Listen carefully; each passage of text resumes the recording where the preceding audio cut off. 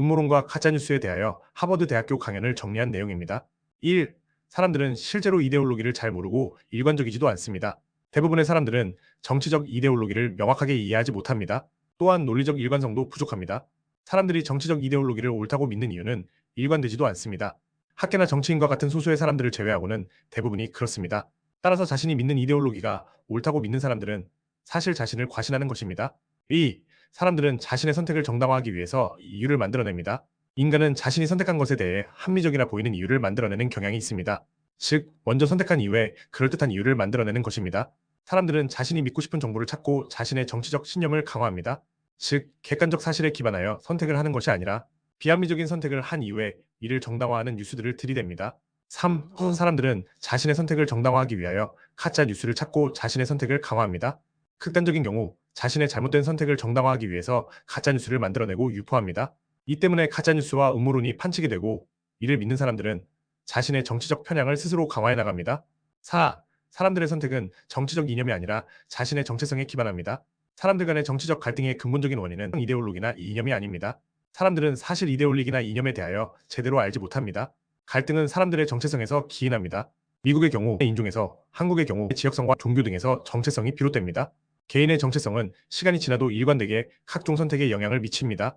즉, 정치적 이데올로기가 아니라 개인의 정체성 때문에 정치적 갈등이 발생합니다. 5. 개인의 정체성은 역사의 사건에 대한 인식과 집단에 대한 편견에서 기인합니다. 개인의 정체성은 자신의 배경에서 기인합니다. 가문의 역사적 사건들에 대한 해석에서 정체성이 비롯됩니다. 예를 들어 미국에서 흑인 노예 산업을 하였던 가문들, 한국에서 친일무역을 하였던 사람들은 자신만의 정체성을 가지고 있습니다. 현재 한국 정치인 중 친일무역자 가문에서 나온 사람들의 언행을 보면 잘 드러납니다. 이처럼 과거의 역사적 사건들에 대한 인식은 현재 자신의 정체성에 강한 영향을 미치며 이것이 정치적 선택을 만들어냅니다. 6. 비폭력 원칙이 필요합니다. 세계 각국에서 정치적 폭력이 증가하는 상황에서 사람들 간의 정치적 의견 차이를 폭력 대신 투표와 대화를 통해 해결하는 것이 중요합니다. 어떠한 일이 있더라도 폭력에 대하여 무관용 원칙을 견제하고 폭도들을 엄벌하는 것이 민주주의와 평화를 지키기 위하여 가장 중요한 원칙입니다. 7. 편견에 대한 교육이 필요합니다. 교육 수준에 따라서 정치적 성향의 차이를 나타냅니다.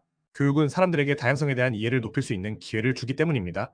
교육은 차별과 억압의 역사에 대해 배우고 자신과 다른 사람들을 혐오할 때 공동체가 위험에 처하고 전쟁이 발생한다는 것을 알려줍니다. 교육 외에도 다양한 사람들과의 교류를 통해 다양한 사람들에 대하여 혐오가 아닌 평등적인 태도를 형성해야 합니다. 8. 논리적으로 설득하는 것을 포기해야 합니다. 사람들은 자신의 정체성이 위협받는다고 생각하기 때문에 무조건적으로 반대하는 것입니다.